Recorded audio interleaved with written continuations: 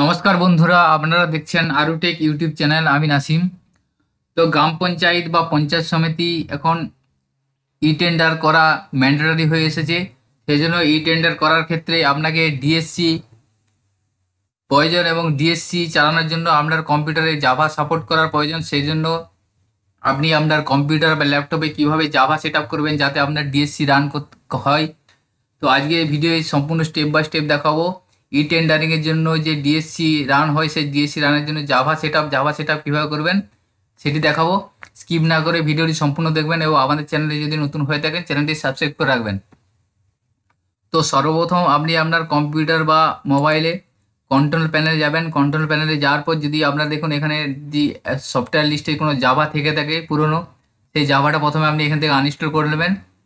তারপর right click করবেন, right click করার পর আনইনস্টল আসবে, আনইনস্টল করে নেবেন। আনইনস্টল করে নেওয়ার পর আপনি মজিলা ফায়ারফক্সের 48 ভার্সনে যাবেন অথবা ইন্টারনেট এক্সপ্লোরে যাবেন। সে 48 ভার্সনে জাভা রান করবে, জাভা সাপোর্ট করবে, সেই জন্য আপনাকে 48 ভার্সনে যেতে হবে। তো আমি দেখুন আমি এখানে আপনার মজিলা ফায়ারফক্সের 48 ভার্সন আমি ইনস্টল করেছি। আপনার যদি 48 না থেকে থাকে তাহলে 48 ভার্সনটা আপনি ইনস্টল করে নেবেন। এরপরে আপনি মজিলা ফায়ারফক্সে ওপেন করে www.tenders.gov.in ওই ওয়েবসাইটটি ওপেন করবেন। ওপেন করার পর এরকম একটি ওয়েবসাইট আপনার সামনে ওপেন হবে। এরপর দেখুন ডাউনলোড অপশন আছে, ডাউনলোড অপশনে ক্লিক করবেন। এখানে ক্লিক করার পর দেখুন আপনার কাছে ডাউনলোডের লিস্ট এসে যাবে। এখানে 6 নম্বর লিস্টে যেটা আছে দেখুন জাভার JRE8 ডাউনলোড এই অপশানটা আছে। এই অপশানটার পাশে দেখুন যে লিঙ্কটা আছে, এই লিঙ্কটাতে আপনি ক্লিক করবেন।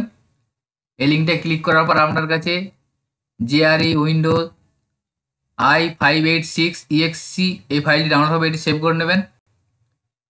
সেভ করার পর এই ফাইলটি ডাউনলোড হয়ে যাওয়ার পর ফাইলটিকে আপনি আপনার কম্পিউটারে ইনস্টল করবেন। ডাউনলোড হয়ে যাওয়ার পর জাভাটাকে ইনস্টল করবেন আপনার কম্পিউটারে। এরপর এখানে ইনস্টল লেখা আসবে, ইনস্টল লেখায় ক্লিক করবেন। ক্লিক করার পর এইভাবে আপনার জাভাটা আপনার কম্পিউটারে ইনস্টল হবে। তো এইভাবে ডাউনলোড করে ইনস্টল করে নেবেন। ইনস্টল করে নেওয়ার পর www.gov.in এই অফিসের ওয়েবসাইটে যাবেন। যাওয়ার পর লগ ইন এই অপশানটায় ক্লিক করবেন। এখানে ক্লিক করার পর এখানে আপনার লগ ইন আইডি ও পাসওয়ার্ড দিয়ে দেবেন। এরপর যে ক্যাপচারটা আছে ক্যাপচারটা লিখবেন, লেখার পর প্রসিড অপশানে ক্লিক করবেন। প্রসিড অপশানে ক্লিক করার পর দেখুন এখানে জাভা আপডেট অপশান এসে যাবে। এটা আপডেট করার প্রয়োজন নেই, এখানে লেটার করে দেবেন।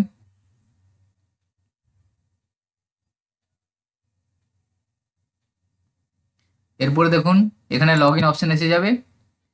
আপনার জাভা সাপোর্টেড না হলে এই লগ ইন অপশানটা আসবে না। আপনার এখানে লগ ইন অপশান এসে গেছে, মানে জাভা সাপোর্ট এসে গেছে।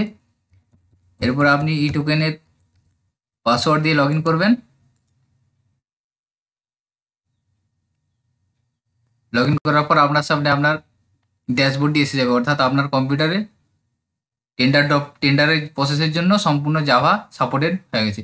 তো এইভাবে আপনারা খুব সহজে আপনার কম্পিউটার বা ল্যাপটপ জাভা সাপোর্টেড করে নিতে পারবেন।